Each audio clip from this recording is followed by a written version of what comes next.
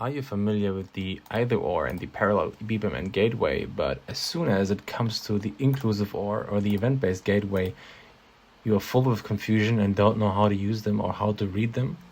Then you're perfectly placed in this video, because today I would love to remove the confusion you have about these elements and explain you how they work so you understand them for future references. All right, let's get started right away. Let's start with the event-based gateway first. The event-based gateway looks like this. It has like 5 corners, a circle in it. And the event-based gateway is very specific compared to the parallel or the either or gateway, because here you don't perform a certain decision. You don't. What you're actually doing is you're being reactive. So the outside world is making a decision for you. Let me explain with an example. Let's assume it's Friday, and actually for the evening, you wait for your friend's message so you can go on a party or whatever, or a certain time elapses and you just decide to go to sleep. So actually the outside world is making the decision for you. You just react based on what happens. So this event-based gateway is actually telling you in the process to wait for an event to occur. And in this case, it's an exclusive event-based gateway. This means only one event can happen. And the 2 options are laid out here with events. Either you receive the message of your friend, or it's 10 p.m. in the evening. One of the 2 will happen. But which one is decided by the outside world? But anyway, you are just prepared for any of these events. If the friend's message is received before 10 p.m., you're gonna do A. But if it's not like this and 10 p.m. arrives, you will do B. If your friend gives you the message after 10 p.m., it doesn't matter, because you have already decided to react on this and you're gonna do B. So my advice, or my golden rule for the event-based gateways for you, is you always use the event-based gateway if you want to be able to react on something the outside world is deciding for you. You're reactive, you're just responding, you're flexible on events, but you don't decide yourself. Okay, this is the event-based gateway. Now let's have a look on the other one. For example, here the inclusive or gateway. So the exclusive or gateway looks like this. It's a circle. And now you might ask, okay, what's the difference between the either or and the inclusive or? The either or looks like this. It's this X symbol. And the inclusive or is the circle. And maybe let me start again with the XOR to refresh it. You know, the XOR means only one path is possible. So based on the decision you do here, you're either going to do X or you're going to do Y. Only one, exactly one. And the inclusive OR is a bit different, because multiple things can be true at the same time.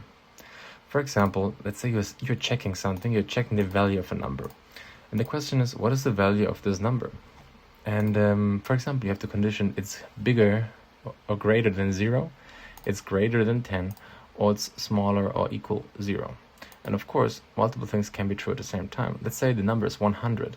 This means it's greater than 0 and it's greater than 10. Hence, you're going to do A and you're going to do B, both. Not just one, both. But you're not going to do C. However, if the value was, let's say, 3, you would do A. And if the value was minus 100, you would do C.